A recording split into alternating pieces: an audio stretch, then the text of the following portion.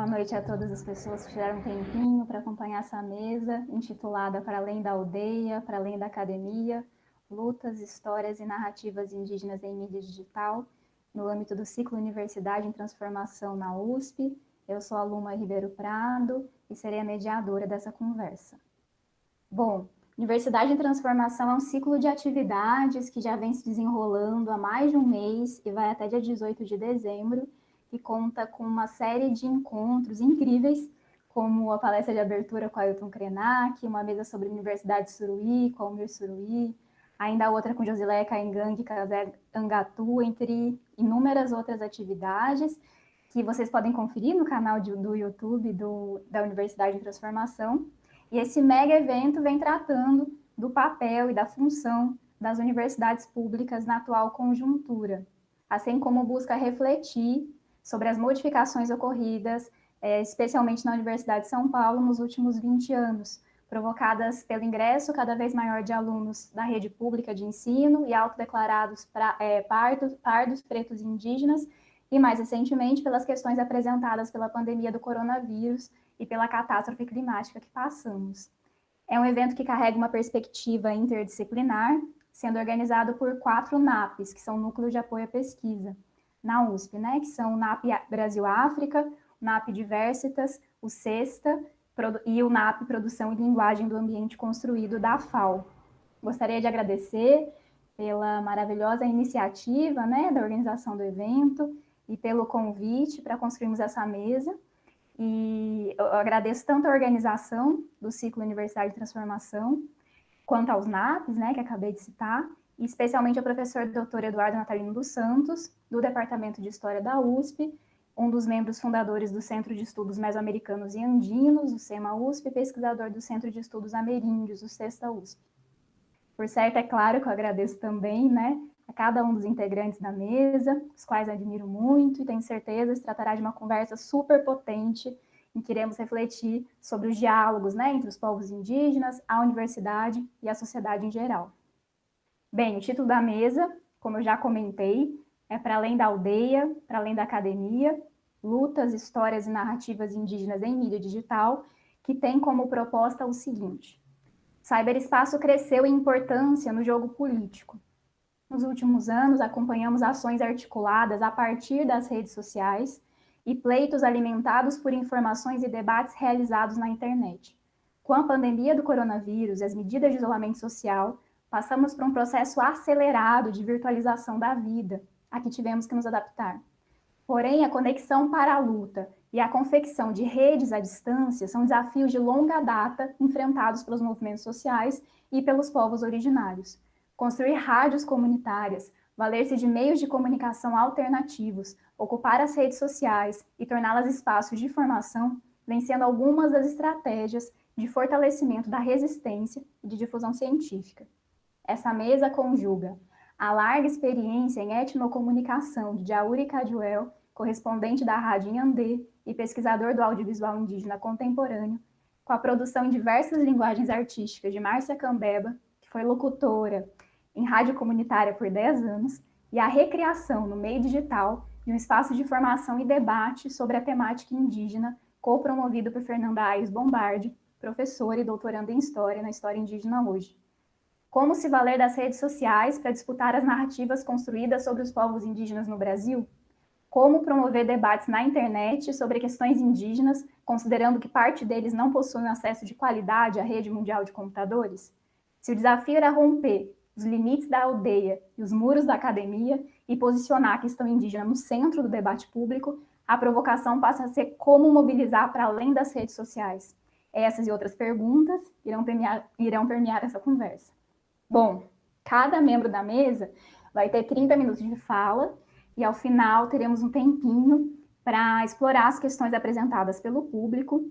Portanto, quem está assistindo, por favor, sintam-se acolhidos no evento e fiquem à vontade para enviar comentários, questionamentos, e eu vou procurar ler todos, né, ler todas as questões no final e apresentar os convidados.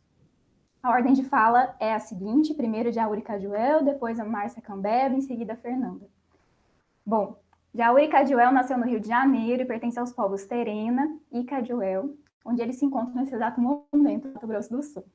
É poeta, editor, tradutor e antropólogo, graduado em Ciências Sociais pela PUC-Rio e mestre em Antropologia Social pelo PPGAS no Museu Nacional UFRJ. Em sua dissertação de mestrado, retratou a trajetória de vida de seu pai, Max Suara, primeiro ator indígena no cinema brasileiro, que estreou nas telas em 1985, com A Vaeté, Semente da Vingança, tendo sido também um dos fundadores do Núcleo de Cultura Indígena e da Aliança dos Povos da Floresta. Desde 2016, é correspondente da Rádio Yandê, a primeira web rádio indígena no Brasil. É editor da coleção Tembetá, projeto editorial que teve o objetivo de visibilizar a trajetória e o pensamento de diferentes personalidades do movimento indígena no Brasil, com 9 livros de entrevistas publicados entre 2017 e 2019, que recomendo fortemente por se tratar de um esforço lindo de fixar o pensamento indígena contemporâneo e registrar as ações do movimento indígena, e do catálogo da exposição, é autor também do catálogo da exposição de artes indígenas, Vexoá, Nós Sabemos, sob curadoria de Naime Terena, que está em cartaz agora na Pinacoteca de São Paulo. Atualmente é pesquisador do programa de residência MAN Capacete. Bom, Jauri, fica à vontade.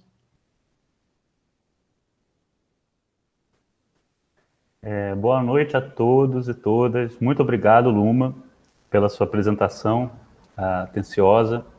Obrigado pela organização desse programa da Universidade em Transformação, da USP, por estar proporcionando esse momento aqui de conexão, né? Eu fiquei muito agradecido, muito feliz com esse convite de estar aqui, nessa mesa virtual, né, com a minha parenta Márcia Cambeba. Eu pensei em alguns pontos para falar, de um modo um pouco livre mesmo, porque comentar esse assunto mescla um pouco da minha pesquisa acadêmica, mas acho que, sobretudo, assim, uma atitude de militância ou ativismo, né, nas redes sociais, por meio da mídia, que eu vou comentar um pouquinho. Então, estou muito feliz mesmo. Muito obrigado aí por esse momento. Então, eu acho que não preciso me apresentar muito, porque a Luma já fez isso. Mas eu queria comentar algumas coisas a partir disso, né? Eu acho que talvez o melhor para começar seria comentar de que em 2016, né, eu fui convidado pelo Anapuaca para integrar a Rádio Yandê, na verdade, né? Era uma coisa específica, era um momento específico, que era para comentar a apresentação, a abertura das Olimpíadas, né, que estava tendo no Maracanã, e na qual tinha representação indígena, tinha uma encenação da história do Brasil, muito baseado no mito das 3 raças e esse tipo de coisa. E aí ele me convidou para representar a Rádio Yandê, para comentar na Rádio BBC de Londres, né? Ele perguntou se eu falava inglês, eu disse que sim, e eu fiz um comentário, né, falando de como o povo indígena está sempre situado na infância desse país, no início desse país, né, na memória, na representação, e naquela encenação que teve da abertura da Olimpíada também. E, a partir de então, eu fui integrando, na verdade, essa equipe, essa família, esse pessoal, que começou, por sua vez, em 2013. Né? Eu fiquei pensando sobre esse tema das mídias, assim, porque não é um assunto exatamente que eu pesquisei academicamente, né? Mas me envolvi, por essas razões, um pouco, assim, de pensar como atuar. Eu acho que, retomando assim, acho que 2013 é um ano importante, né, de marco, nessa relação justamente que a Luma estava falando da ação política e das redes sociais, né? Desde então, acho que a gente experimentou um pouco de desgosto, para dizer sucintamente, né, desses caminhos e possibilidades. Mas as manifestações, as ruas, elas estavam pulsando uma transformação, né? E não à toa, eu acho que a Rádio Yandê foi criada também na esteira desse momento, da jornada, não diretamente a ver com as jornadas de junho, chamadas assim, mas nesse contexto, né, de expansão dos usos da rede social e de mídias, né, de mediativismo, que veio muito forte a partir daquele momento, já tem 7 anos agora, né. Bom, aí eu comecei a integrar isso, e o Anapuaca, ele me falou uma vez, em 2016 mesmo, que ele tinha escutado todos os programas de índios, programa de índio, né? Eu acho que você e a Fernanda, que são pesquisadores da história indígena, devem conhecer esse material, que é um acervo muito rico, produzido pelo Núcleo de Cultura Indígena, né? Que era uma iniciativa da União das Nações Indígenas, integrava o meu pai, o Ailton, e o Ailton era o apresentador desse programa de rádio. E o Anapuaca me falou que ele escutou todos os programas. São quase 200 programas, de meia hora cada. E eu fiquei muito chocado com aquilo. E fiquei tão chocado que eu fui tentar escutar todos. Não escutei todos, mas acabei fazendo a minha monografia de final de curso, de Ciências Sociais, fazendo um comentário desses programas, né? Do seu conteúdo, das pautas que estavam sendo postas naquilo que estava sendo chamado da primeira iniciativa da comunidade indígena na rádio, no Brasil. Quero fazer um artigo dessa monografia, né, um trabalho inicial ainda, mas eu acho que tem uma importância de levantar um pouco desse passado recente, né? E me chamou muita atenção isso, que eu estou compartilhando com vocês. E no programa de índio, se a gente escuta, o programa de índio, ele foi uma digitalização, né? Ele foi digitalizado pela produtora cultural Icorê, da Ângela Papiani, que era produtora do programa, e está na internet, né? Foi por isso que eu fui conhecendo, escutei e escuto até hoje, na verdade, porque ele não tem uma dimensão de informação que passa o prazo da validade, né? São coisas muito interessantes e surpreendentemente atuais, né?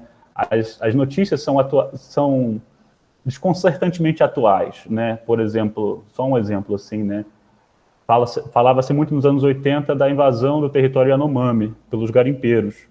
A mesma situação se passa hoje, né? Quase 40, 30 anos depois. Isso é só um exemplo. E além das notícias, se falava muito de música, de língua, alimentação, era um boletim cultural, era, de certa forma, uma antropologia, né, digamos assim, que o Ailton, o Núcleo de Cultura Indígena, estava fazendo, né? Aquilo é muito instigante mesmo. Vocês ficam aí, enfim, convidados para escutar, explorar mais, porque é realmente muito interessante essa iniciativa, muito bom que foi digitalizada também. E, enfim, isso foi em 85, o programa durou de 85 a 91. E o Anapuaca muitas vezes comenta que esse é uma inspiração direta para a Rádio IND, né, o programa de índio. Foi pensando sobre isso que ele cunhou esse termo chamado etnomídia, né, que é o uso dessas tecnologias midiáticas pelo povo indígena para fazer uso, né, da sua voz, falando das suas questões, né? Essa coisa da representação, ela é muito mal resolvida entre nós, né? Seja no currículos escolares, no audiovisual, enfim, nesses circuitos culturais e comunicacionais, né? E foi me surpreendendo muito, fazendo essa busca, de como é diferente essa geração de luta do meu pai, do Ailton, e de outros, muitas lideranças, para hoje, né? Aquele momento da Constituinte, etc., me chamou muita atenção, porque tinha muito... Eram outras questões, ou não, nem tanto outras, né? Enfim.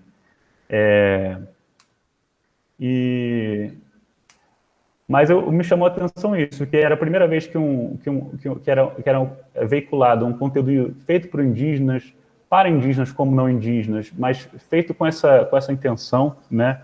E o meu pai no cinema protagonizando esse papel, né? No Avaetega, que ganhou prêmios, foi um marco na época, né? Mais para a época, eu acho, talvez, não sei. E é legal lembrar disso porque me faz lembrar que eu conheci a Márcia na casa do Zelito Viana, né? Do diretor do Avaeté. né? A gente estava num sarau e eu gostei muito de conhecer a Márcia. A gente teve junto 2 ocasiões. Nessa, na casa do Zelito, na qual justamente estava tendo uma exibição do Avaeté para alguns amigos do Zelito, porque ele restaurou essa película, né, no ano passado. E tive com a Márcia também no IB, Festival de Música Indígena Contemporânea, né, em São Paulo, no ano passado. Estou lembrando disso porque eu acho que é muito amplo esse assunto mesmo das mídias e dos usos da tecnologia, né? E especialmente pensando assim, pensando em outros contextos nacionais, né, de outros países, o Brasil é muito recente, né, esse tipo de usos, né. Eu vejo que tem outros países que são mais, outros países da América Latina são mais articulados, né, a população indígena se faz ouvir mais. Os contextos são muito diferentes mesmo.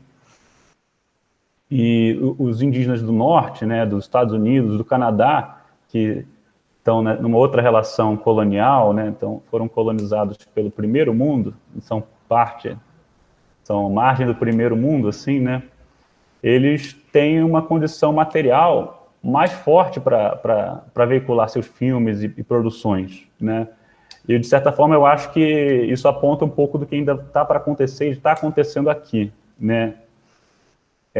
Eu digo isso porque tem muitas produções audiovisuais, séries, filmes, né, podcasts, né? E aqui no Brasil começa a ter também, né? Eu acho que, sobretudo, nessa última década, que essa narrativa que eu estou trazendo, assim, da Yandê, sobretudo, mas a partir da Yandê outras mídias, como mídia índia, visibilidade indígena, né? São pessoas que estão produzindo esse conteúdo e, enfim, assumem um papel importante nessa ecologia da comunicação, né? Eu não sei, são questões muito difíceis essas, realmente, de pensar como articular ação política com esse tipo de tecnologias, né? Eu acho que a gente está vivendo uma grande transformação em vários sentidos, né? Mas a partir da perspectiva do povo indígena, dos povos indígenas, é uma grande retomada, digamos assim, né? Uma grande retomada nas artes contemporâneas, na arte, esse trabalho que eu estou fazendo do catálogo Veshwa, né, da exposição da Naine, ele me faz pensar nisso, como tá no museu, no audiovisual, produções cada vez mais autorais, né? O meu pai, ele foi um ator, mas ele não foi roteirista, ele não foi diretor, né? O corpo dele tá inscrito ali na película, no cinema, mas esse processo foi amadurecendo e a gente está vivendo mais esse amadurecimento e ainda tem muito para acontecer. Na verdade, eu acho que a gente está vivendo e vai viver uma proliferação dessa ecologia, deixa eu chamar assim, das redes, né? Como se tivessem várias espécies, uma mata, uma selva, né? Essa rede fosse uma mata, uma selva também. Eu acho que essa ecologia está mudando, né? A forma que a gente interage com a informação, quem está produzindo conteúdo, né? É até desnorteante, né? Tanta coisa que está sendo produzida, mas felizmente tanta coisa boa, né? A gente pode estar conectado como nessa mesa, enfim, que é uma mesa acadêmica e tal, mas para além da academia está acontecendo muitas outras coisas, e atravessa a academia também, né? Por isso que a gente está trazendo esse papo aqui hoje. Eu não sei, eu queria fazer esse comentário um pouco geral, assim, trazendo, acho que mais uma perspectiva histórica, né, para compartilhar com vocês. E eu estou no processo seletivo da USP também. Eu não sei se eu comentava ou não, mas estou comentando. E na bibliografia eu li um texto muito legal, tinha textos muito legais, e um deles chamava Um Manifesto Ciborgue, de uma autora que eu já tinha lido, que era a Donna Haraway. E é muito interessante nesse texto, que é de 85, que é do mesmo ano do Programa de Índio, mesmo ano do Avaeté, né?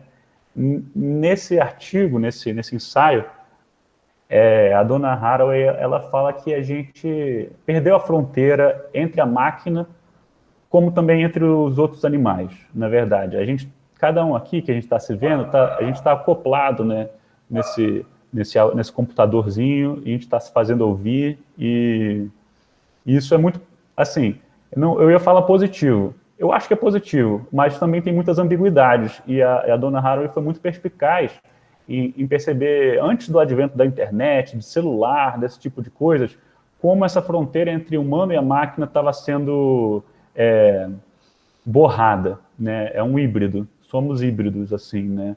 Não só entre a espécie humana e os outros animais, né? Que convivem nessa espaçonave-mãe Terra, como essas criações, né, de esses artefatos tecnológicos, assim, né.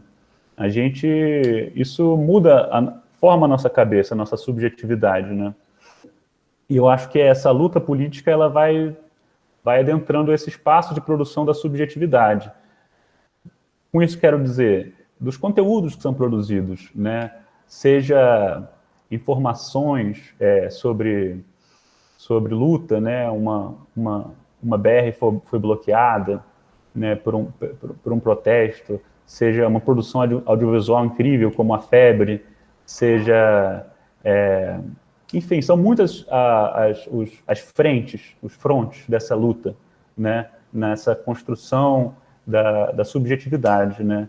E eu percebo a tecnologia, a mídia muito nesse campo de demarcar, né, como se fala assim, que muito era a luta da geração passada, ainda não deixa de ser a primeira bandeira, a demarcação e respeito aos territórios, que são a fonte, né, da nossa memória, da nossa tradição, do nosso povo, mas esse território não basta a terra indígena, também tem que ter a presença na universidade, na mídia, em qualquer espaço, na verdade, assim, né? Me lembrei agora também, falando, viajando assim, nesse pensamento que a gente está compartilhando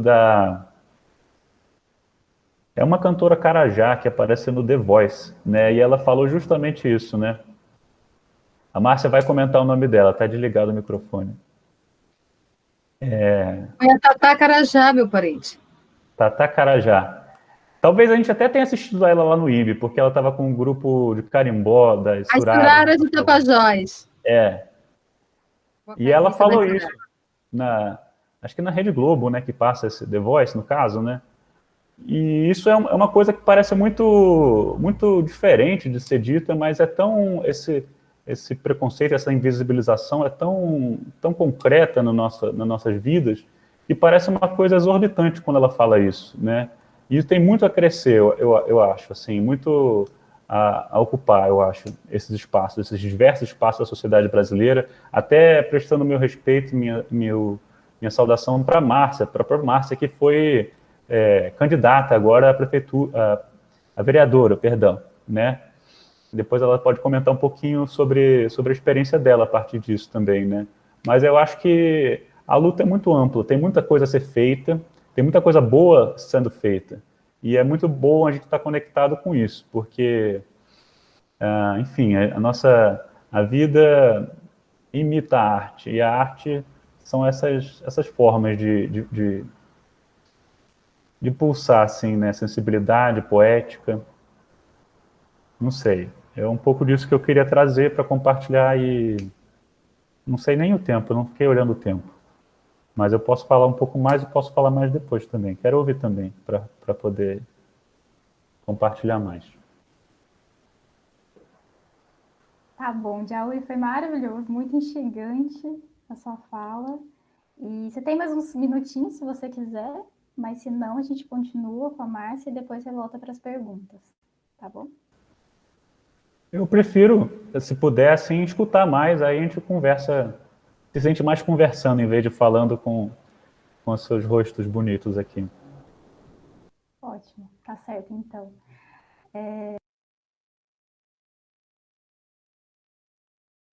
Opa, desculpa. Agora eu queria apresentar a Márcia rapidinho, agradecer novamente de Jauri esse tempo, essas reflexões foram incríveis. E estou ansiosa para as perguntas. Bom, A Márcia Cambeva é oriunda do Alto Solimões, tendo nascido na aldeia do povo ticuna, denominada Belém dos Solimões. Possui graduação em Geografia pela Universidade do Estado do Amazonas e mestrado pela Universidade Federal do Amazonas. Protagonizou várias turnês de canto, poesia e palestras no Brasil e no exterior, produzindo performance e falas sobre a cultura dos povos indígenas, educação e questões socioambientais. Com uma vasta produção em diversas linguagens artísticas, Márcia é autora dos livros, e me perdoe a pronúncia, Ai Caquiritama, Eu Moro na Cidade em Português, publicada pela editora Pollen, e O Lugar do Saber, lançado pela editora Casa Leiria, ambos em 2018. Ela é super ativa no Instagram, fez muitas lives, eu acho que não dá nem para contar a quantidade de lives que a Márcia fez. E, novamente, eu agradeço a sua presença e fique à vontade para falar agora. Por favor. Estou muito grata por essa oportunidade de estar com vocês, Fernanda, meu parente Caduel. Ele é Terena Caduel. Marcou o Caduel para mim, né? Eu acho tão lindo. Ou pronúncia bonita, Caduel, olha como é bonito, né? Terena, olha como é lindo. Cocama, Caixana, Mura, Miranha. Então, isso tudo é muito bonito, os nomes dos povos originários. E como eu fico feliz quando eu escuto meus parentes, assim, e toda essa trajetória dele, né, mostrando como que, mesmo estando na cidade, aprendendo na universidade não indígena, manuseando elementos que são da sociedade não indígena, a gente consegue fazer a resistência, a gente consegue ressignificar e devolver a partir do nosso olhar. Então, isso o Parente Caduel apresentou muito bem para a gente, e a Rádio Iandê, então, nem se fale, né? Eles fazem um lindíssimo trabalho, porque sem a Rádio Iandê não teria como a gente estar... Quem que ia escutar uma música, por exemplo, uma música minha? Até que vai tocar, porque daqui a pouco a gente vai colocar em todas as plataformas digitais, mas que eu vou por uma editora de música, é diferente. Mas, se não fosse isso, como que isso seria vinculado? O IBI surge justamente quando o parente fala do IBI, ele surge justamente por isso, não é não, meu parente? Eles pensaram o IBI justamente para promover esses compositores, esses artivistas, né? Porque eu costumo dizer que nós não somos somente artistas, nós somos artivistas porque a gente usa a arte para fazer ativismo. Do contrário, não tem sentido eu só falar uma poesia por falar, né? Do contrário, não tem sentido eu só cantar por cantar, fazer o maracá ecoar porque eu acho bonito, né? E é desse jeito, pensando essa poética das aldeias, pensando essa musicalidade das aldeias, que eu quero iniciar a minha fala. Se eu conseguir pegar... É tanto maracá, gente, mas na hora de a gente precisar de um, saiu com facilidade. Eles não querem sair daí, não, estão todos penduradinhos. Então, eu vou mostrar aqui um pouquinho do que a gente está falando, do que a gente está dizendo, né? Do que a gente quer mostrar também, desses espaços que a gente busca tanto na cidade.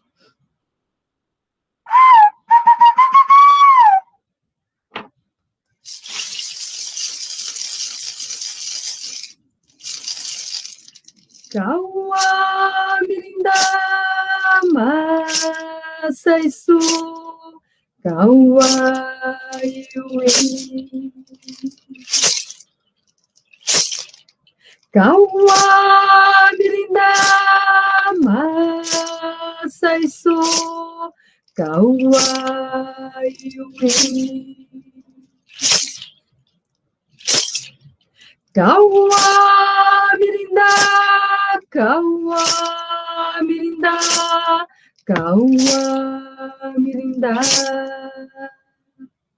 Amazônia, Eruiriqui, Tupi Amazônia, Amazônia, Peru, Iriqui, Supi, Amazônia. Cauá, Mirindá, Massa e Sul, Cauá, Iuê. Do encontro entre o branco e o indígena, uma coisa não se pode esquecer. Das lutas e grandes batalhas, para a terra, o direito defender. A arma de fogo superou minha flecha. Minha nudez se tornou escandalização. Minha língua foi mantida no anonimato. Mudaram minha vida, destruíram meu chão. Antes todos viviam unidos. Hoje se vive separado. Antes se fazia o ajuri. Hoje é cada um para o seu lado. Antes, para celebrar uma graça, fazia um grande ritual. Hoje, expulso da minha aldeia, não consigo entender tanto mal. Como estratégia de sobrevivência, decidimos em silêncio ficar. Hoje nos vem a força de nosso direito reclamar, assegurando aos Tanutiura a herança do conhecimento milenar. O que fazer com um homem na vida que fere, que mata, que faz o que quer? Do livro Aikakiritama, Território Ancestral. Gratidão, meu parente. Fico muito agradecida porque os espaços, né, que estão sendo abertos para a gente fazer esse tipo de trabalho, eu vejo de uns tempos para cá que vem ampliando, a gente vem conseguindo adentrar mais as universidades, as escolas e outras instituições e associações também. Fui locutora por 10 anos, né? E eu lembro de como que era difícil. Até um dia desse eu estava conversando com meu primo, o Farney Cambeba, e a gente lembrava de como que eu fui criticada quando eu levei ele para ser entrevistado. Eu sempre fiz programas de entrevistas, né? Então, os meus programas, eles eram musicais. Eu tinha 2 programas, um musical e o outro Entre Amigos. Eu gostava muito do Entre Amigos, porque o Entre Amigos eu podia chamar um convidado, eu entrevistava as pessoas, e eram de políticos a pessoas da própria cidade, a pessoas de movimento, ativistas de várias causas. E quando eu levei o Farney, e que naquele momento estava se estruturando a nossa organização do povo Omágua Cambeba no Alto Solimões Aocas. Então, quando eu levei o Farney, que ele falou que praticamente todos, nascidos em São Paulo de Oliveira eram Cambeba, aquilo foi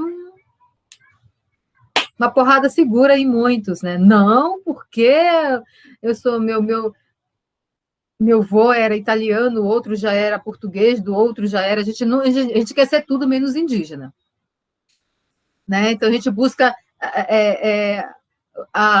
europeizar, não sei se eu estou inventando, europeizar a nossa identidade para não ter e invisibilizar aquela parte indígena que está em nós. Né? Por que quando Farney falava que toda a cidade de São Paulo de Oliveira poderia ser Cambeba, né? Tinha no seu sangue Cambeba? Porque São Paulo de Oliveira, antes de ser cidade, foi o maior território Cambeba já existente na Calha dos Solimões. Foi uma aldeia imensa. Tanto que onde você cavar encontra artefato do povo Cambeba, vestígio dessa identidade, referências de uma identidade, de uma memória que está lá, né?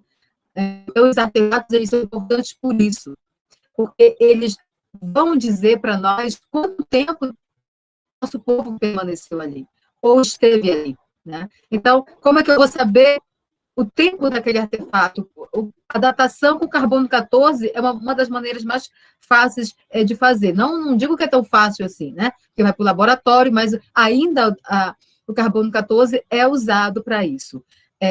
E aí eu comecei a fazer do meu programa de rádio esse veículo, né, de comunicação também para falar dessa cultura indígena. E aí fui radialista por um bom tempo, não tenham dúvida de quanto que preconceito eu ouvi, eu senti com relação a isso. E trazer para a universidade, quando a gente fala da questão indígena dentro da universidade, é um outro território a ser desbravado, é um outro território onde preciso muito esforço, muita luta para que o nosso maracá ecoe e esse ecoar do maracá seja escutado, e seja abraçado, e seja sentido. Né? Então, eu digo mesmo para os meus parentes que a gente precisa balançar o nosso maracá dentro das universidades. Mas esse soar do maracá não significa que eu vou chegar lá na sala de aula balançando o meu maracá. Não é bem assim, né? É no sentido de você ter espaço e cravar os espaços de escuta. Que a gente não precisa de lugar de fala. A gente precisa de espaço de escuta para que a nossa fala, sim, possa fazer diferença e resistência. Para que a nossa fala possa convidar para um pensamento decolonial sobre quem são os povos indígenas, onde eles estão, como eles vivem. Então, de fato, eu uso as várias, como disse a Luma, as várias linguagens da arte. Eu uso a literatura muito. Agora, nós estamos aí com um novo livro, né, que já está lançado, que está aí, que se chama Saberes da Floresta, sobre educação indígena. Estou lançando, Daniel Munduruku já me mandou a capa e o miolo para eu dar uma última olhada da reedição desse aqui. Ele vai se chamar O Lugar do Saber Ancestral agora, vai mudar o nome, né? Vai aumentar um pouquinho, e ele vem muito ampliado, assim, com novos poemas de como é que a gente dá o nome? Em vários sentidos, né? Aqueles poemas de resistência mesmo, e vem poemas sobre natureza, impacto, desmatamento, ele vem muito assim. E aí eu uso a música. Essa música que eu cantei para vocês é uma música do meu trabalho, eu acho que o parente ouviu lá no IBI, né? Eu me apresentei, do meu trabalho. Eu vou estar lançando CD ano que vem. Sou escritora também de contos. A partir dos contos, Matinta, Curupira, Mapinguari, aí as pessoas me colocam como ficção. Bom, como ficção, eu não ganhei o Prêmio Internacional de Literatura Brasileira esse ano nos Estados Unidos, né? E entrei para a Academia Internacional de Literatura Brasileira também esse ano, com o livro Comissa Genó, que ainda vai sair ano que vem. Então, e também eu estou na Bienal do livro com o Comissa Genó, que ainda vai sair ano que vem. Eu não sei como que a Nereide fez isso, que a gente já vai lançar, mas, enfim, a dona da editora sabe como fazer, né? E aí eu também faço pequenos mini-docs, assim, eu além de fotógrafa, né, todas as capas do livro são minhas. Essa aqui é uma foto de uma criança cambeba que eu fiz quando eu fui na aldeia em 2014. Dentro, a gente também tem fotografias, e as fotografias, elas não estão aqui, as fotografias não estão aqui para ornamentar o livro. Não que não precisa, eu acho que a poesia fala por si só.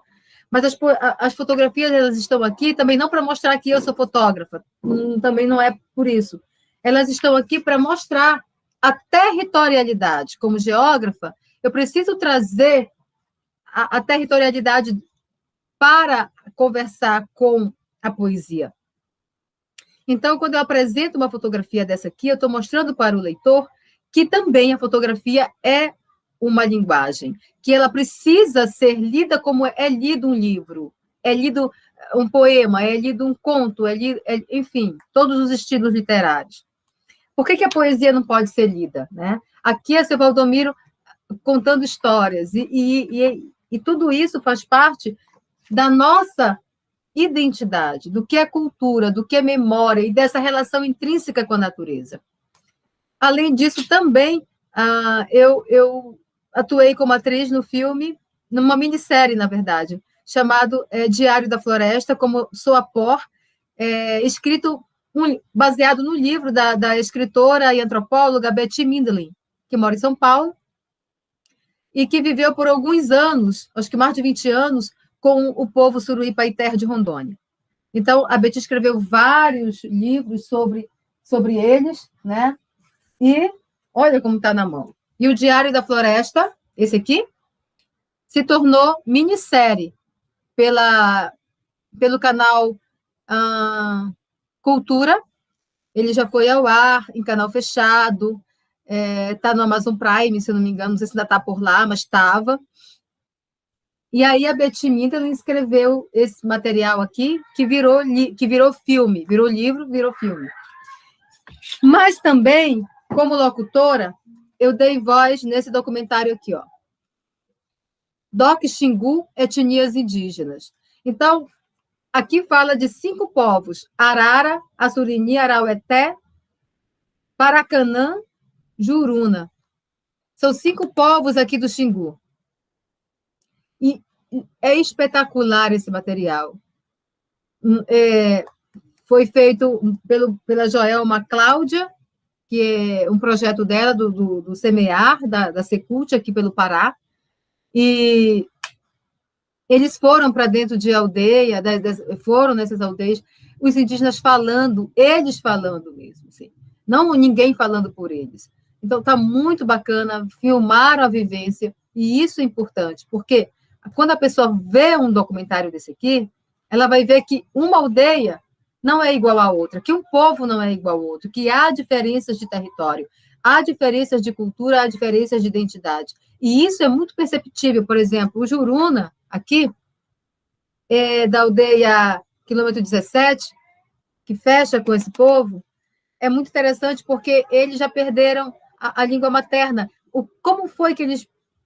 qual foi a estratégia que eles usaram para continuar se mantendo como povo Juruna?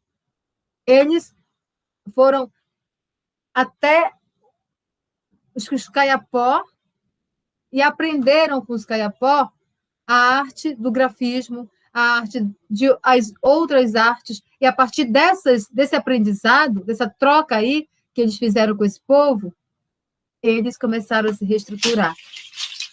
Então, gente, é uma aula que a gente toma aqui. Eu, toda vez que vou dar aula, eu sou professora também, dou aula para licenciatura intercultural indígena, dentro das aldeias e fora dela, para especialização. Toda turma que eu pego para lecionar, eles assistem. É 1 hora de tempo, eles assistem do início ao fim. E aí eles vão entender a territorialidade, o território e a territorialidade, que é a minha disciplina, a partir desse doc. Né? E a partir daí, a gente começa a pensar também como que se dá essa territorialidade daquele povo, por exemplo, do Suruí, do Tembé, do Caiapó, e tantos outros povos, do Aiuai, que eu já estive nas aldeias. E é muito legal, porque a gente sai dali muito com a cabeça muito aberta, cheia de ideias, né? E aí a poesia acontece, aí a literatura flui. Eu, dentro da aldeia dos Uaiuai, escrevi 10 poemas, assim. Cada aldeia que eu piso, eu consigo escrever pela minha visão de território, de geógrafa, da territorialidade deles. Eu não vou caçar conto de ninguém, eu não vou perguntar para um nem para outro, não. É a minha visão de pesquisadora relacionado àquele povo que me leva a fluir com a minha poesia. Então, eu acho que a arte, ela é isso, a arte consegue conversar, nós indígenas conseguimos conversar tanto com a aldeia quanto com a cidade, e aí eu penso que há uma forma de a gente unir esses mundos, e é muito importante que haja essa união, e o respeito está muito ligado a isso. Obrigada. Obrigada, Márcia. Sua fala é sempre um acontecimento, né? Maravilhoso, nossa. Foi muito bom te ouvir. Agora a gente aguarda as perguntas também. E a gente chegou a vez da Fernanda falar, Fernanda Aires Bombardi, é doutoranda e mestre em História Social pela USP e bacharel e licenciada em História pela UFPA. Tem experiência em História da América, História do Brasil Colônia e História Indígena e do Indigenismo. Realizou estágio de pesquisa na Universidade de Évora, em Portugal, na Universidade Pablo de Olavide, na Espanha, visitando acervos de diversos arquivos e bibliotecas de Portugal, Espanha e Itália. Atualmente é coordenadora adjunta do Centro de Estudos Mesoamericanos e Andinos, SEMA-USP. Atua desde 2013 em variados níveis de ensino, Fundamental 2, Médio, Educação de Jovens e Adultos, estágios de docência em nível superior e cursos de extensão. Co-criadora da página História Indígena Hoje, que veicula no Instagram e no Facebook, e atua no fomento de uma história cada vez mais pública e plural. Fernanda, fica à vontade, 30 minutinhos.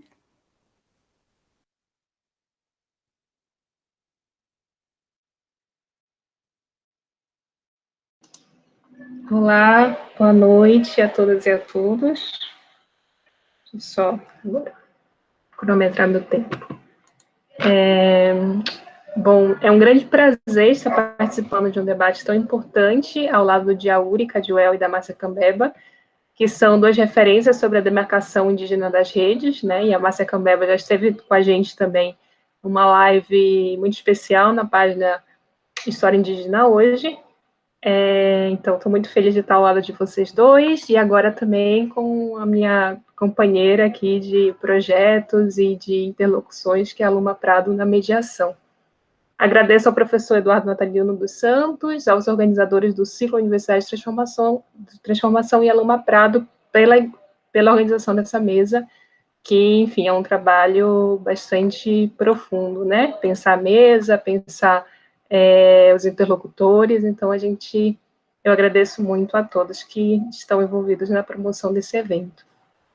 Bom, em primeiro lugar, gostaria de falar que a minha fala foi construída em conjunto com a Luma Prado, que está na mediação, que é quem toca comigo o projeto História Indígena Hoje, né, desde abril deste ano, quando foi que a gente começou o projeto, e conta com reflexões desenvolvidas fundamentalmente neste ano de 2020, né. Nossa interlocução começou mais ou menos há uns 10 anos, né, e por muito tempo centrou-se na troca de experiências de pesquisa. Nós duas nos dedicamos ao estudo de história indígena na Amazônia colonial, e desde 2013 também atuamos como professores de educação básica, cursinhos pré-vestibulares em programas de formação de professores. E esse é um ponto central, porque foi justamente na nossa atuação em sala de aula que nós percebemos as nossas dificuldades e as dificuldades dos nossos colegas em lidar com a questão da história indígena, com o material didático disponível, e como produzir uma reflexão mais profunda e menos estereotipada sobre a história dos índios no Brasil.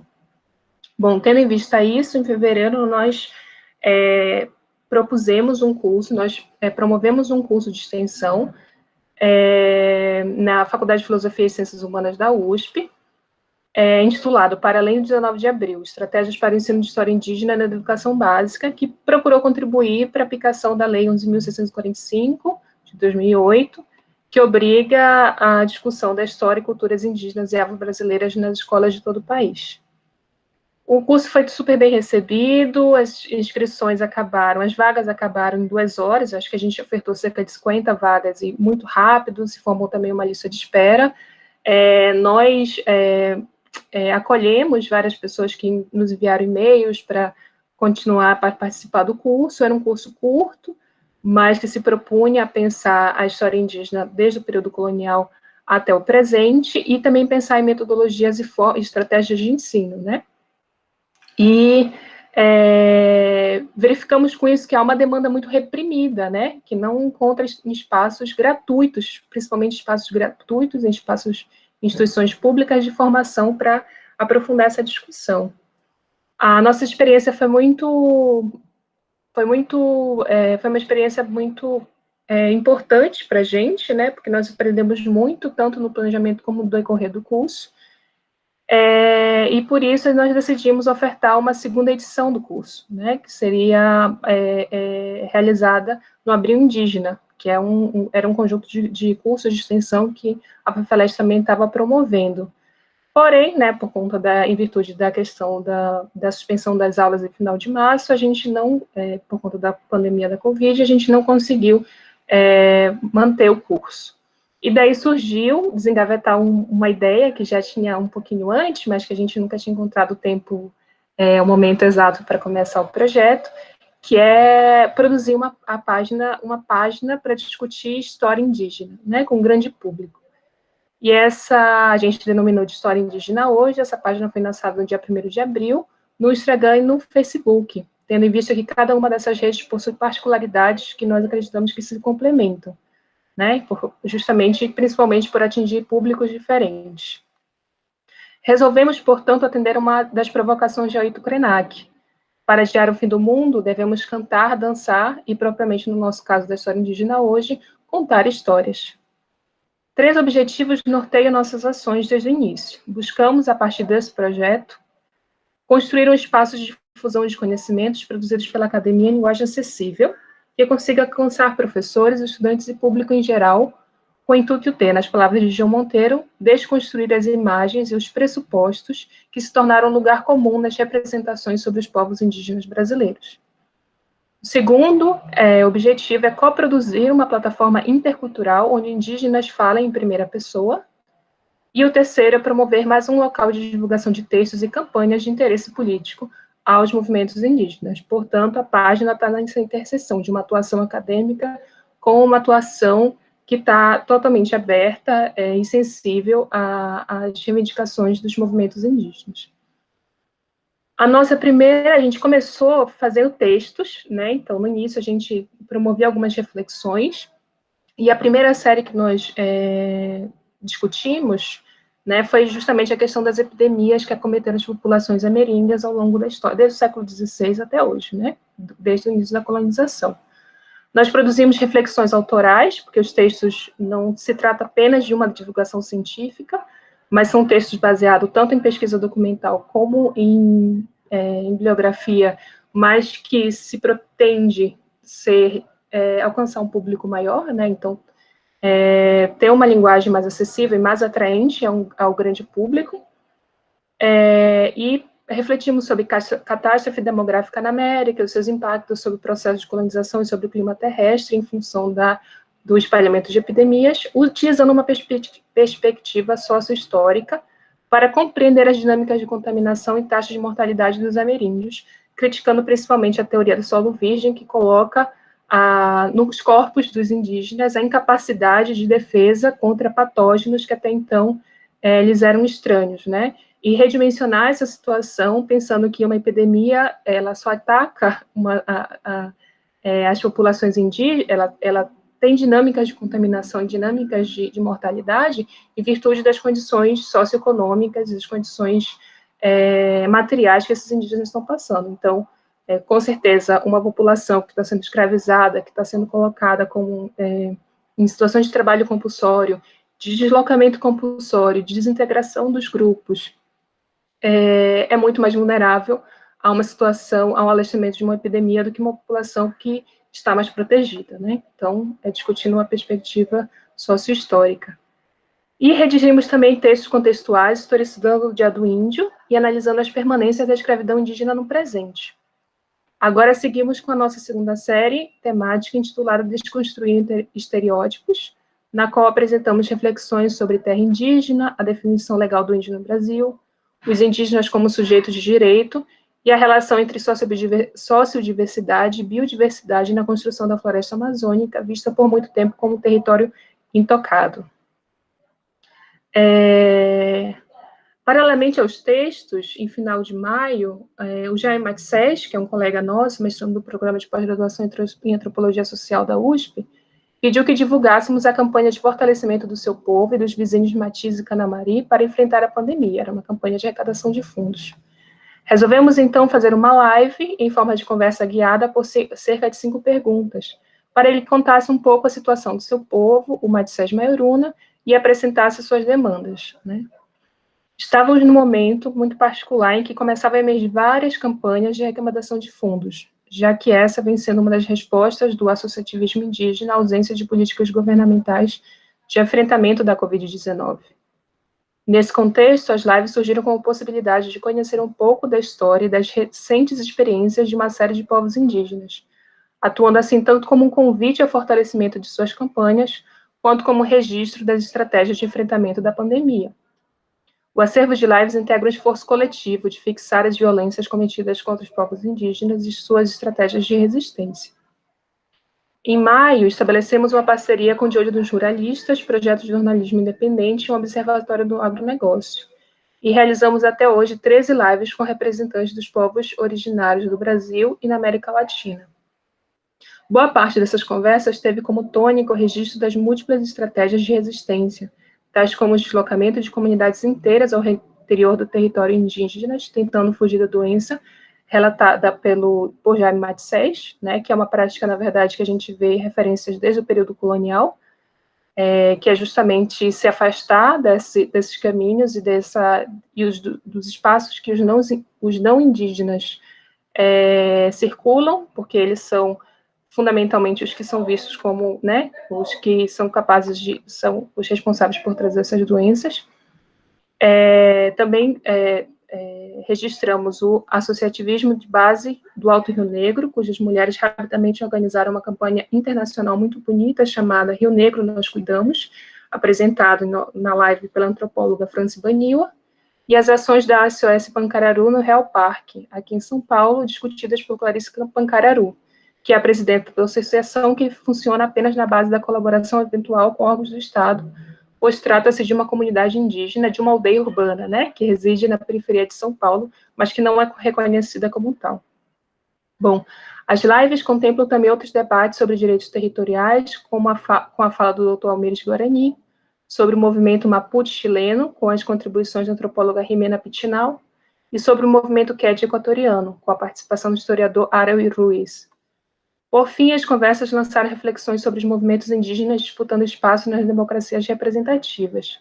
Nesse ponto, debatemos a importância dos movimentos indígenas na resistência ao golpe na eleição do presidente Luiz Arce na Bolívia, com o sociólogo quechua Wilber Bilka, e refletimos sobre as eleições municipais com Márcia Cambeba, candidata à vereança em Belém, e com Luana Kunlaruara, que compôs um mandato coletivo de mulheres intitulado Vozes Amazônicas na cidade de Santarém.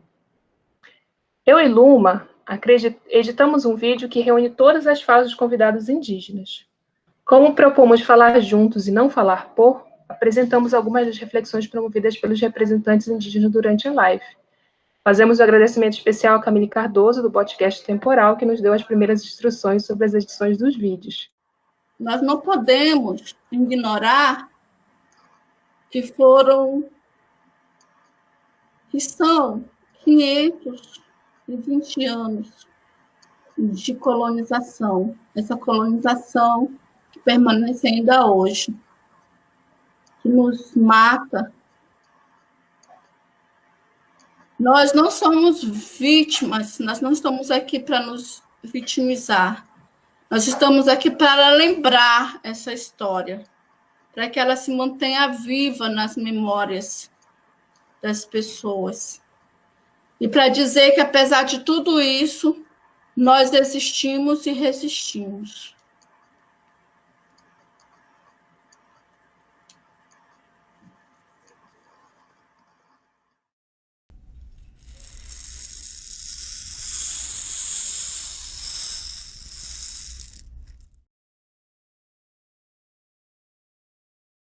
Várias famílias saíram da aldeia e foram se esconder no mato, tipo, foi para a roça, entendeu?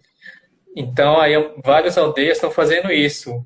Eu lembro que quando houve uma epidemia de sarampo, na época que eu era criança, lá em 31, houve isso também. E aí todo mundo foi embora para suas roças e ficar O lá. pior de tudo é isso, demarcação da nossa terra indígena, né? Nesta pandemia agora. A importância está ficando muito mais claro. Quem não sabia vai entender agora. Se não tivéssemos nossas terras, nossas hortas dentro das nossas terras, não teríamos de onde tirar nossas plantas medicinais. Teríamos perdido nossos conhecimentos. Teríamos perdido nossas histórias, lugares históricos, lugares de memória, que faz a gente lembrar os saberes dos nossos ancestrais, que são importantíssimos para a gestão territorial e ambiental, que são fundamentais para a gente pensar o que a gente precisa construir naquela região. Essa oportunidade para divulgar a campanha Nós Cuidamos do Rio Negro. Quem está coordenando essa campanha é o Departamento de Mulheres. Essa campanha ser coordenada pelas mulheres, uma iniciativa de mulheres, nos faz perceber o quanto a gente é guerreira, o quanto a gente se preocupa em cuidar de outras pessoas. Fechamento das aldeias, eu achei muito bacana isso, um controle. Então já não entra mais ninguém de fora.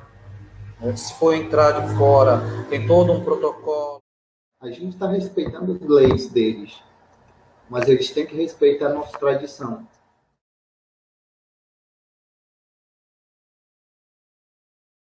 Podemos hacer es tener conciencia, ya tener conciencia de que es un porcentaje mínimo de la población mundial la que concentra todo el capital, la que concentra todo el territorio, la que concentra todo el poder militar. Es muy poca gente, ¿ya? Y segundo, creo que después de tener esa conciencia, lo que hay que hacer es quitarles ese poder a la élite mundial. La forma para quitarles su poder es simplemente construir poder, ¿ya? Entonces, ¿cómo quitamos, por ejemplo, el poder a las grandes corporaciones alimenticias? Simplemente consumiendo lo que tú produces o consumiendo lo que tu vecino produce. Que o governo de Evo era ateu, não acreditava em Deus. Deus havia fugido do poder. Estava aí os satânicos, os diabos aí dentro, não? Então eles dizem que Deus está ausente nesse poder, nessa administração do governo. Então Deus tem que ingressar, tem que acessar a esse poder. Então, isso que fizeram. Mas se você entende esse, é o mesmo discurso colonial racista. La lucha mapuche hoy día, ¿no? La lucha mapuche que no solamente tiene que ver con una lucha frente a megaproyectos, tanto eso, y mucho de eso en los últimos tiempos, pero también es una lucha por reconstruir los horizontes culturales y civilizatorios propios, por volver sobre los conocimientos, sobre los saberes nuestros, saberes que fueron avasallados también con todos los procesos de ocupación territorial y de racismo estructural que se instalaron en nuestro territorio. O território ele é muito mais amplo. Há um território menor, digamos assim, a terra, temos a terra que é demarcada e temos então a ideia de um território que seria menor, aquele onde faz parte das nossas andanças, ou fazia parte num passado recente, das nossas andanças ou eram os nossos acampamentos de caça, os lugares de retirar madeira, de remédio, onde estavam enterrados os nossos antepassados, onde os velhos contavam as histórias as narrativas das nossas cosmologias, aonde tudo faz um sentido. Essa terra, eu acho que era 8.000 hectares, né, que foi doada pela coroa, né, então, muito bondosa da parte dela, né, ter doado esses 8.000 hectares para os indígenas, né, para a gente viver lá, na caatinga, na seca. É emergente a presença dos povos indígenas na política, nessa política partidária, porque a gente já faz política, se pensar político do indígena, não está relacionado a partido, A ou B, esquerda, direita, frente, trás, não está. A gente não tem esse pensamento, né? O nosso partido é de luta, a nossa bandeira de luta partidária, eu posso dizer assim, é a terra. Existe banca da Bíblia, banca da faca, banca do gado, banca de tudo, né? No Senado e na Câmara dos Deputados. Tem que ter a bancada indígena. Corpos indígenas importam, corpos negros importam, corpos quilombolas importam.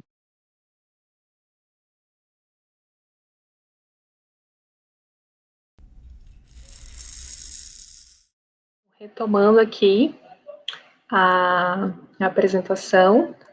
Agora, esse foi um compilado de lives de uma das principais falas, né, sobre das lives que nós promovemos junto aos convidados indígenas, né? Além dessa, nós fizemos mais 3 lives, todas conduzidas pela Luma, 2 delas foi a convites de outras páginas, e uma foi em função de uma atividade recente da Jornada do Patrimônio.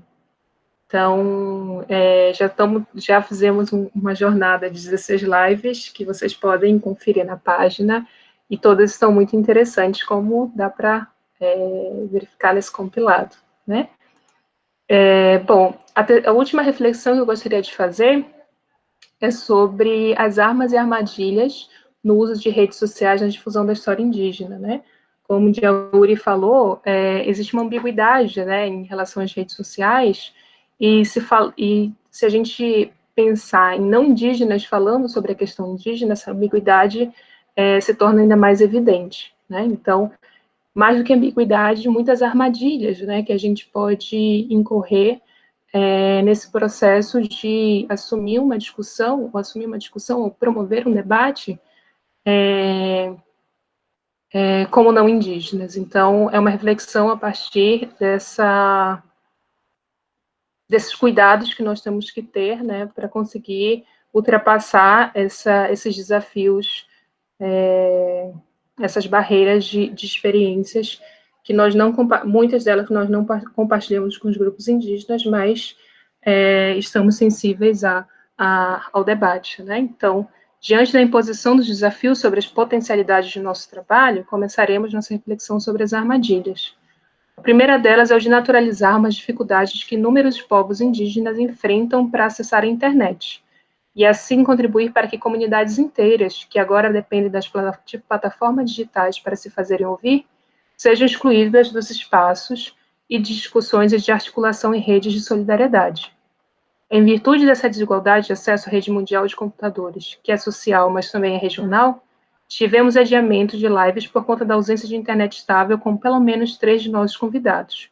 Além do que, convidados como Emerson Guarani, na região de Bauru, e Wilber Vilca, na Bolívia, tiveram que se deslocar de suas cidades para acessar uma rede mais estável e conseguimos realizar nossas conversas.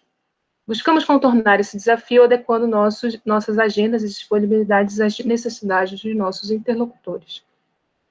A segunda armadilha é uma pergunta que temos nos apresentado desde o começo. Como garantir a autonomia e o protagonismo indígena em um projeto idealizado por 2 não indígenas? Estamos a todo tempo em alerta para não incorrer no erro de não indígenas pautarem o que do debate indígena deve ser ouvido.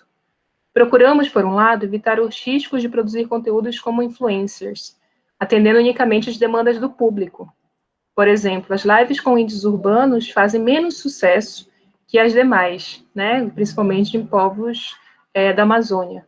Mas não é por isso que vamos deixar de conversar com pessoas indígenas que vivem na cidade, que foram invisibilizadas no ambiente urbano e que lutam para serem reconhecidas como indígenas não aldeados. E, por outro lado, buscamos acompanhar a produção de intelectuais e ativistas indígenas, analisando a conjuntura política atual em vista dessas reflexões. Seguimos páginas da etnomídia para que temas trabalhados na página estejam em consonância com os movimentos indígenas e com os indígenas em movimento, na expressão de Daniel Manduruku. Nós, autoras da página, temos um limite intransponível de não sermos indígenas e, por extensão, de não termos a vivência dos movimentos indígenas e não sermos atravessadas no corpo pela ancestralidade e pelas violências que eles sofrem.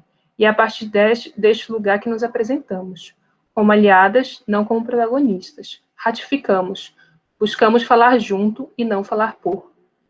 A terceira armadilha é de não indígenas protagonizarem um debate que deve ser feito conjuntamente e, em virtude disso, colherem os privilégios de sermos mais ouvidas do que indígenas por justamente fazermos parte de redes que têm capilaridade em alguns segmentos sociais que pessoas indígenas, por vezes, não têm acesso. E aqui falamos fundamentalmente da branquitude, né, e da branquitude do Sudeste, que tem um poder, um acesso às mídias tradicionais que nenhum grupo tem e nenhuma outra região tem também. Temos respondido a essa armadilha conhecendo o nosso lugar de privilégio e sempre repensando sobre ele e compartilhando o espaço, né? Nesse sentido, fomos convidados para participar de uma matéria do Jornal da Globo sobre a história das epidemias. Topamos com a condição de assegurar a presença indígena na reportagem. E para que isso acontecesse, fornecemos uma série de contatos de intelectuais e ativistas indígenas. A matéria, por fim, contou com a participação de Sônia Guajajara, e o que me lamentamos ter sido só uma indígena a falar sobre a situação dos povos indígenas, já que foi, aqui eu me lembro, pelo menos 3 não indígenas que analisaram, deram entrevista sobre a situação da história da violência das epidemias entre os povos indígenas. Além disso, recusamos convites quando requisitaram que falássemos sobre temas que não são vinculados às nossas pesquisas, ao ensino de história indígena ou à atuação da página. Nesses casos, recomendamos que indígenas que vivem ou estudam os problemas apresentados sejam aqueles que gozem desses espaços de fala. A quarta armadilha é achar que um convidado indígena representa automaticamente a coletividade ou a etnia que pertence, isso no caso das lives. Emerson Guarani, por exemplo, não representa todos os Guarani e nem a totalidade dos indígenas que vivem em espaço urbano. A luta pela representatividade parlamentar, discutida nas lives com Márcia Cambeba e Luana Kumaruara, como elas mesmas deixaram em evidência, né, não contempla todas as estratégias de luta dos movimentos indígenas. Cientes que não podemos esquecer da diversidade interna dos povos e das subjetividades, o lugar da mulher, a questão do índio LGBT, dos índios urbanos ou dos indígenas que assumiram recentemente sua identidade em processo de etnogênese, procuramos, como historiadoras, contextualizar a conversa a partir da trajetória de vida e experiências do convidado, bem como abrir espaços para que todos que se interessem pela plataforma possam falar. Então, o convite é sempre aberto. Atenda às armadilhas, poderíamos ter como armas: conseguir extravasar a academia e no desafio de 2.000 caracteres, que é o número limite do Instagram, que o Instagram nos impõe, construir textos fundamentados em pesquisa documental e produção científica e alimentados pelas pautas dos movimentos indígenas, sobre pontos estratégicos para a desconstrução de estereótipos sobre os indígenas e, na medida do possível, fortalecer suas lutas. Buscamos também repensar o próprio conceito de história e abrir espaço para que indígenas, sejam eles historiadores ou não, acadêmicos ou não, se sintam contemplados pelo termo e sejam eles mesmos reconhecidos como legítimos intérpretes de suas histórias. Buscamos que a relação historiador não indígena, produtor de conhecimento, versus povos indígenas, objetos de análise, seja completamente subvertida. Permitir a criação de um acervo das violências é outra arma que a gente consegue através da página. É um acervo de violências cometidas contra os povos indígenas e também sobre as estratégias de resistências, né, como está bastante evidenciado no vídeo, dos Maitsés, dos Baniwa, dos Quechua, dos Mura, dos Waiwai, dos Guarani, dos Mapuche, dos Pancararu, dos Cambeba, dos Kumaruara, para citar os grupos que foram de alguma forma contemplados nas lives que realizamos, em que a experiência plural, e o mais importante, que a experiência plural acompanha uma narrativa efetivamente diversa da história dos povos indígenas no presente, já que se tratam de mais de 300 povos que possuem cada um uma história infinita, né, e que precisa sempre ser reiteradamente veiculada. Com esse panorama, buscamos contribuir no redimensionamento do olhar sobre os povos indígenas, permitindo a quebra com uma visão única sobre o índio, comumente percebido no singular. Almejamos também adicionar elementos à rede de solidariedade e resistência promovida pelo associativismo indígena, denunciando a negligência estatal diante dos ataques aos direitos e à vida dos povos indígenas, sendo essa negligência, ela mesma, uma das estratégias mais efetivas do genocídio em curso. Não esqueçamos que no dia de hoje já são 888 indígenas fatalmente vitimados pela Covid-19 e pela mortífera negligência do Estado. O acervo da história indígena hoje pode ser consultado sempre que necessário. A nossa produção, que se pretende intercultural, tem alimentado discussões com o público geral, tem disputado de maneira crítica o debate público, e já vem servido de inspiração para a confecção de materiais didáticos e para orientar práticas na sala de aula de colegas professores de educação básica e do ensino superior. A transposição da academia no contexto atual é tarefa urgente. Muito obrigada. Obrigada, Fernanda. Acho que as falas foram incríveis e fiquei muito feliz de poder acompanhar esse momento e agora a gente vai para a parte das perguntas. Bom, uma pergunta foi feita aqui, eu vou apresentar para vocês. É a seguinte, foi a Estela Queiroz. Ela gostaria de saber a opinião da Márcia e do Jauri a respeito de não-índios que vão até as aldeias e comunidades para documentar a vida dos povos originários e se autopromoverem com seus privilégios. Essa foi a pergunta que ela fez E daí, enquanto isso, eu acho que vocês já podem responder, a gente faz uma primeira rodada, e daí, se vocês quiserem fazer perguntas entre si também, tá aberta essa possibilidade, e vamos ver se a gente recebe mais perguntas, tá bom? Fiquem à vontade. Acho que pode ser na ordem, né? Primeiro o Jauri, depois a Márcia de apresentação. Ou não também.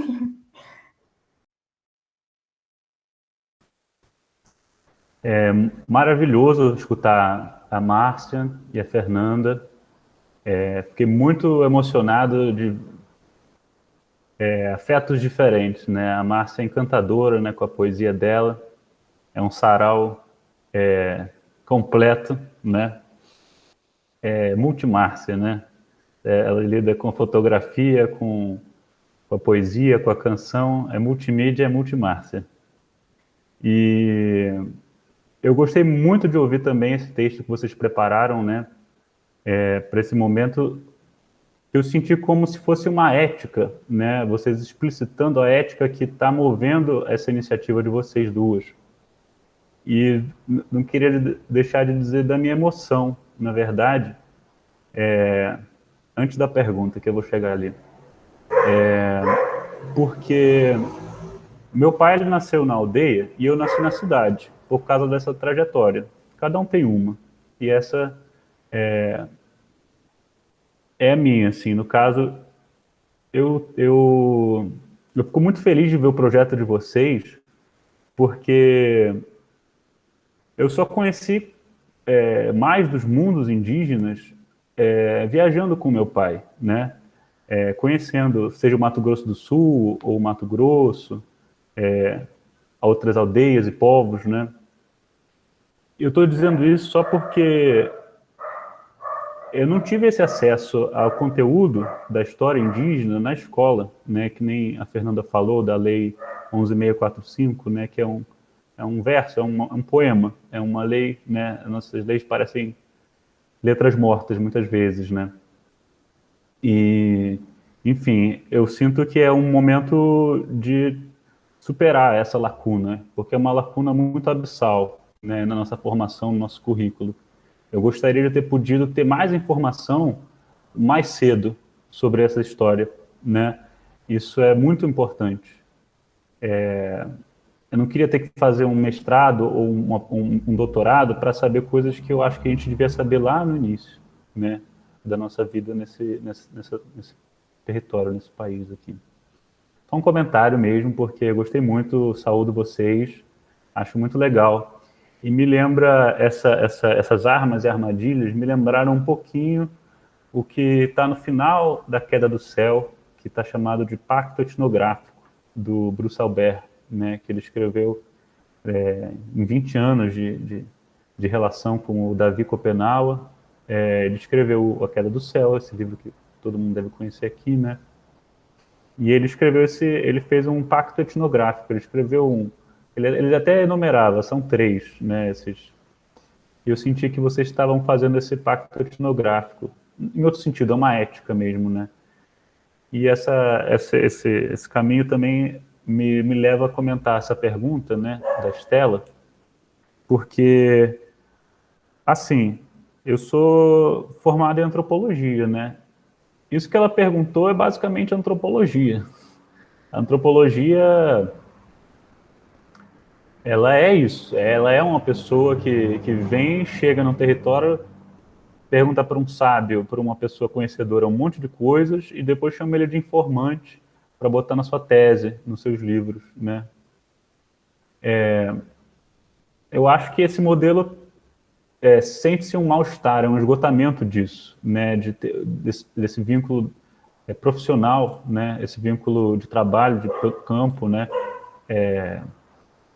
ser uma coisa tão, não sei, superficial, leviana, né. Eu acredito, quero crer que tanto os antropólogos indígenas vão trazer outros espaços de escuta, né, que eu gostei dessa expressão também, para as salas de aula. A presença dos parentes, dos colegas, transforma muito. Eu fiquei muito feliz de passar pelo Museu Nacional com colegas como a Fran Baniwa, que vocês entrevistaram, a Nelly Marubo, a Nari Pataxó, São vários, enfim, só correspondendo, porque eu acho que essas mudanças às vezes não acontecem na necessidade que elas têm. Eu acho que essa coisa de visitar a aldeia me lembrou muito a antropologia. Minha resposta vai ser mais por aí mesmo, mas eu acho que tem muitas outras entradas, né? Mas me faz pensar um pouco isso. Que seja pela presença dos antropólogos indígenas, seja por uma autorreflexão, uma reformulação da antropologia, isso tem que mudar um pouco para ter um comprometimento, para ter essa ética, justamente como vocês conseguiram explicitar com todas as letras, né? Sobre o que se trata esse trabalho de vocês, esse projeto, seja um trabalho de campo, uma pesquisa etnográfica, etc., né? Eu acho que esse compromisso, esse pacto, essa ética, ela é muito importante, né? Vamos nessa aí.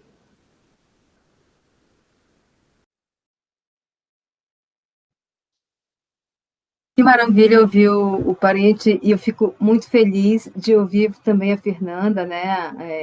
O trabalho que vocês fizeram é maravilhoso, e esse texto ficou muito bacana. Eu estava aqui na minha cabeça buscando, que eu já tinha estado com as duas em algum momento, não, tanta live que a gente faz, né, não, meu Parente Cadwell, que a gente fica procurando os rostinhos, tentando identificar onde é que viu. E daí a Fernanda coloca que foi dessa... De fato, eu estive, e até o Parente Cadwell colocou, que eu estive candidata a vereadora por Belém, essa eleição.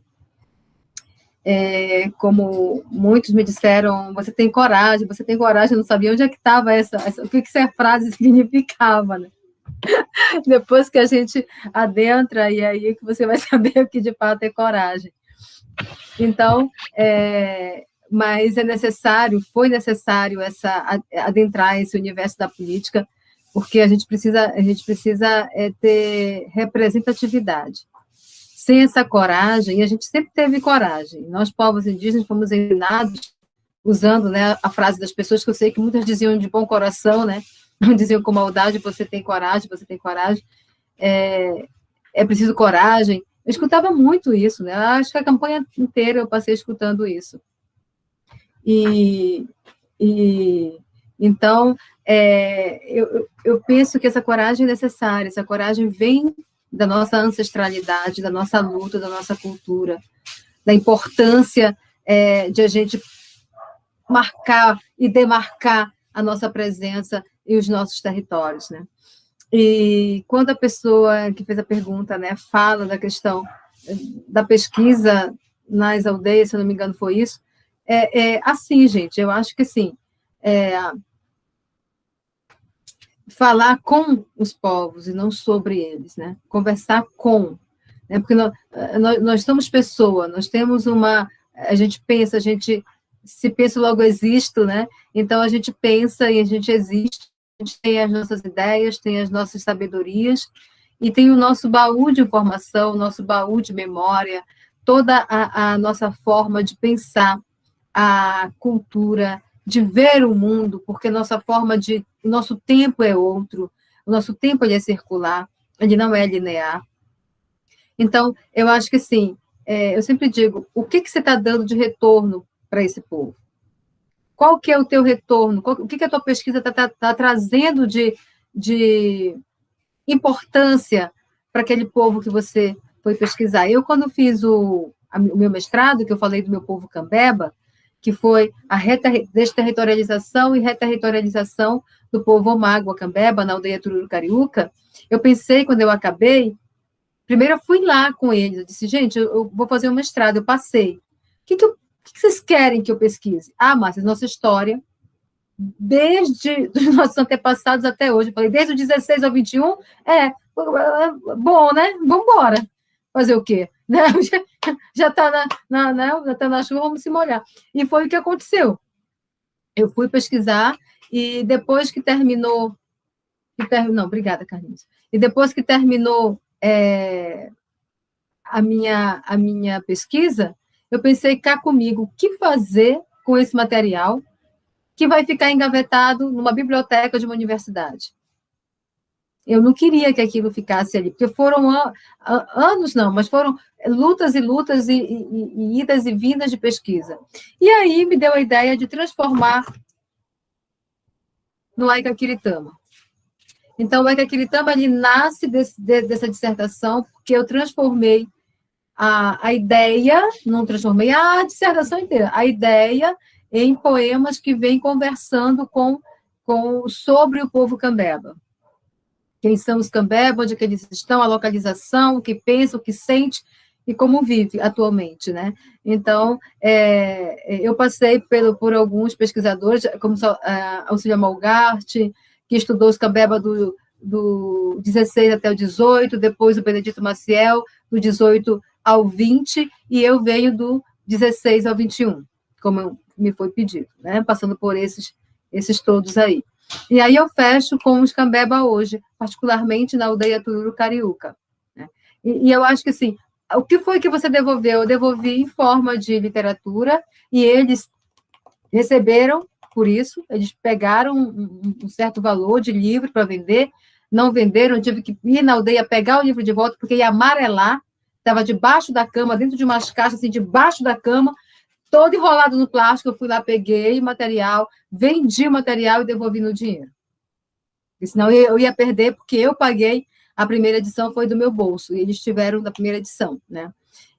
Então, cada vez que sai alguma coisa que eu cito eles, eu mando para lá, né? A Comissa Genó, não vou estar citando eles, porque eu vou falar de Matinta, Curupira, Mapinguari, porque agora eu comecei a escrever esses contos, né, baseado nos desenhos do meu filho, em parceria com o meu filho, que é autista, e que está aqui, né, porque vocês veem eu fazer assim, é porque ele vem querer isso aqui, ó, né? Então, e é isso que a gente vem fazendo, eu acho que o retorno que eu dou é isso. Se eu faço as fotografias todas que eu fiz, os ensaios que eu fiz fotográfico deles, eles têm, né, eu devolvo para lá. CD, eles têm, porque se eu começo a compor, eu componho justamente porque as crianças precisam cantar nas escolas, na sua língua materna, e aí o CDzinho vai para eles também. E assim, tudo que for acontecendo, eles vão tendo, porque é importante que tenha. E não só eles. Os meus livros, agora, esse aqui, e eu estou esperando chegar, dia 20 chega o Saberes da Floresta, que já está à venda, tá, gente? Pela editora Jandaíra, @editora Jandaíra no Instagram, @Márcia Cambeba, Instagram também. Vocês podem falar por lá que a gente vende, já está à venda, o Saberes da Floresta, só sobre educação indígena. E eu estou esperando chegar a minha quantia do autor para mandar para o Tupinambá de Olivença, na Bahia. Então, assim eu vou mandando para os parentes. O Caduel tem, se eu não me engano, ele tem esse aqui, né? E aí outros povos têm também, que eu vou mandando, mando de correio, e assim para fazer parte da biblioteca deles e contribuir com a educação, não só do meu povo, mas com de outros parentes também. Então, eu como pesquisadora fiz isso. Ótimo, gente. A gente tem alguns minutinhos ainda, e eu queria apresentar uma questão para cada. A primeira é para o Diauri, que eu tenho muita curiosidade na verdade, eu tenho várias questões, sobretudo dessa conexão entre o programa de índio e a Rádio Inhandê.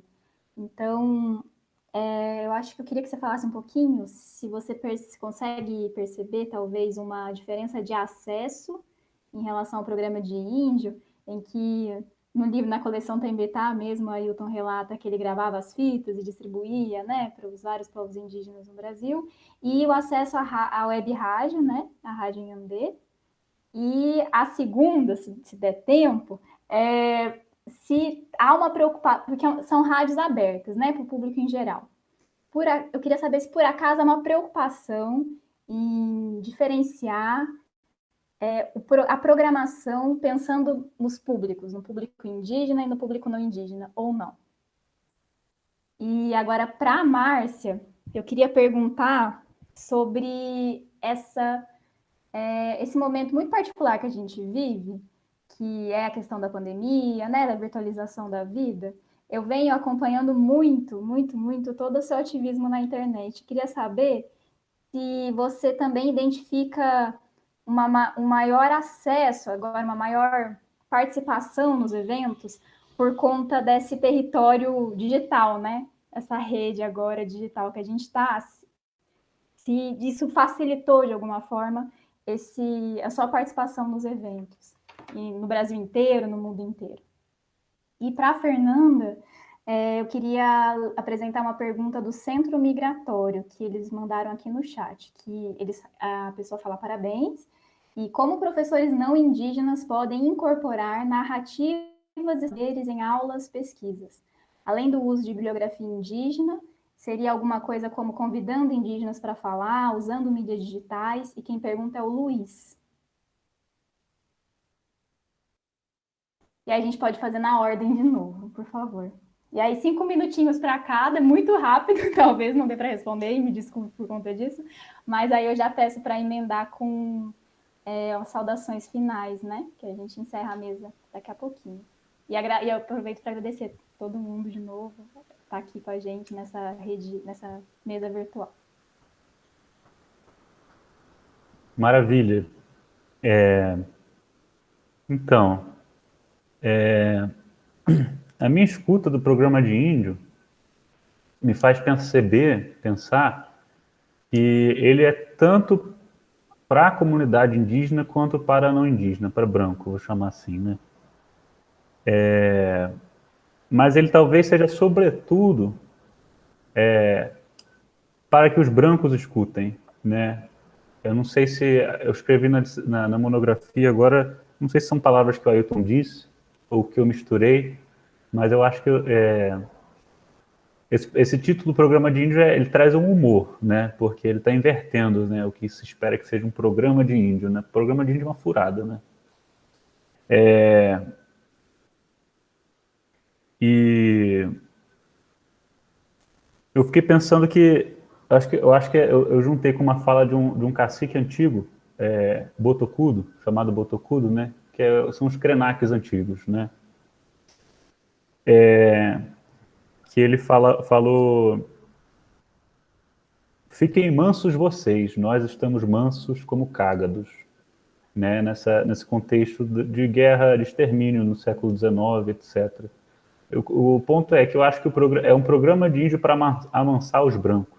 Esse é a grande tônica que eu entendo. Não que ele não seja dirigido à escuta dos povos indígenas, mas eu acho que ele tenta educar, ele tenta amansar, pacificar o branco, né? Eu acho que esse é o maior intuito dele, assim, da ação política dele é uma ação pedagógica, né? Através do protagonismo indígena, né?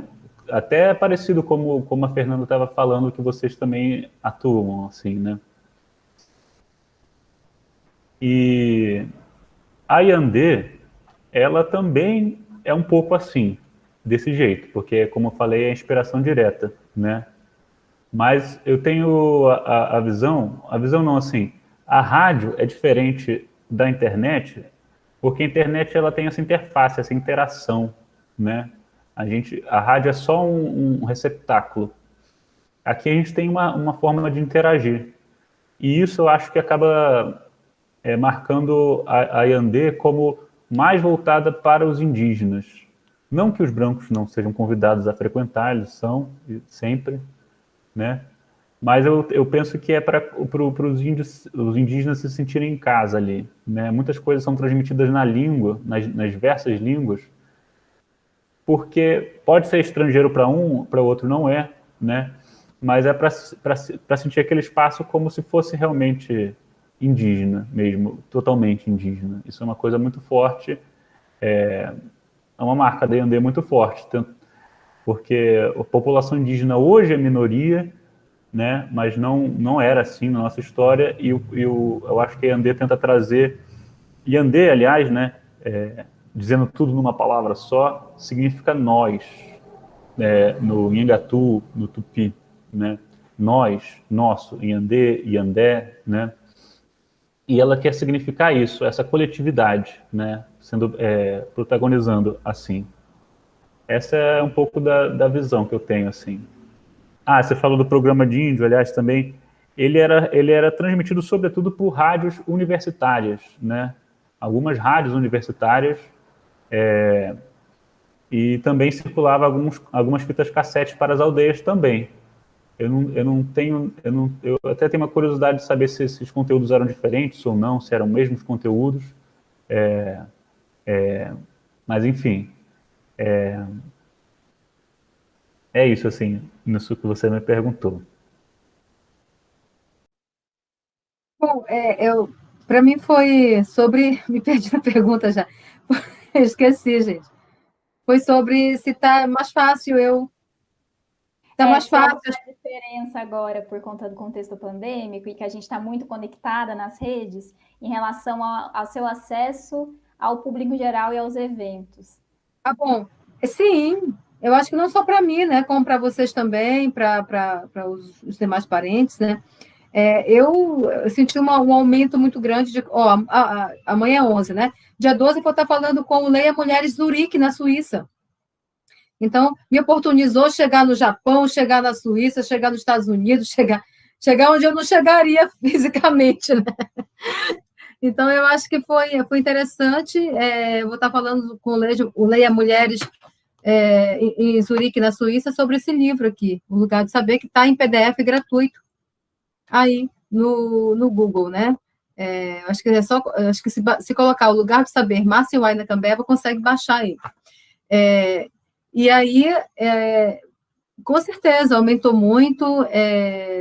Alguns projetos que eu tinha com o governo do Estado de São Paulo, eu participei de uma feira da FLI, né? Eles mantiveram e eu consegui participar online, 2 dias de oficina, foi muito legal, ontem e dia 7, e sim, eu acho que sim, melhorou não, deu para a gente conseguir levar, né? Melhorar não melhorou, porque pandemia, Deus me livre, o que a pandemia trouxe de perda para nós nas aldeias não foi, e para o mundo inteiro não foi fácil, né? E a gente ainda está perdendo, ainda tem gente sendo vitimado de Covid aí, e eu acho que, assim, a gente precisa entender, já é um pedido que eu faço, o Covid não acabou, meu povo, mantenham sua máscara, mantenham seu álcool em gel, sempre tome cuidado, não tocar nas coisas e tocar no rosto, porque quem pegou sabe que eu peguei Covid, então eu sei o que foi, o agravante que isso é no corpo da gente,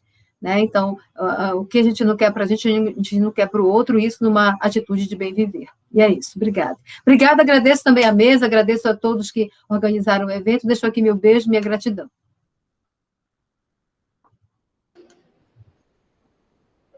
Bom, a pergunta foi do Luiz, né, do Centro Migratório, agradeço pela pergunta, e eu acho que essa questão pode, na verdade, existem múltiplas possibilidades para respondê-la, né. Eu acho, assim, que uma coisa que quando eu conheci a Márcia Cambeba foi justamente no evento lá de Brasília, do CIPIAL, e foi numa roda de conversa com a Márcia Mura, conduzida pela Márcia Mura. E uma das coisas que mais, tá lembrando, uma das coisas que mais me tocou nessa roda de conversa é que ela colocou a gente para falar para todos, né, indígenas e não indígenas, né, qual é o seu modo de ser indígena.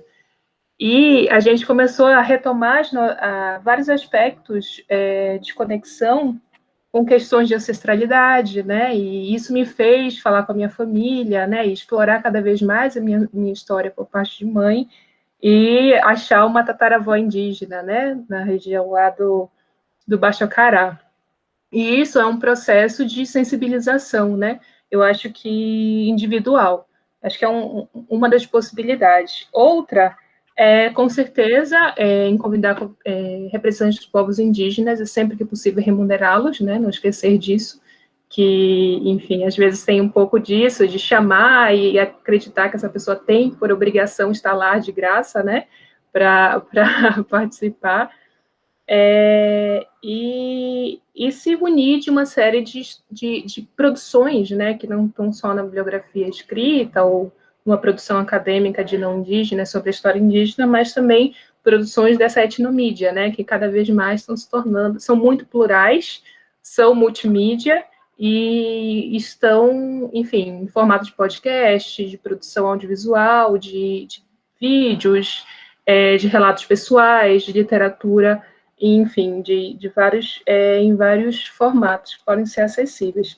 E eu acho que tem uma quarta dimensão, que eu acho que é uma dimensão mais profunda. Não basta a gente trazer, eventualmente, uma pessoa para falar, se a gente não consegue entender ou não consegue transpor certas barreiras epistemológicas. Quero dizer, não dá para a gente entender a cosmologia, os pensamentos indígenas com o olhar do branco, né?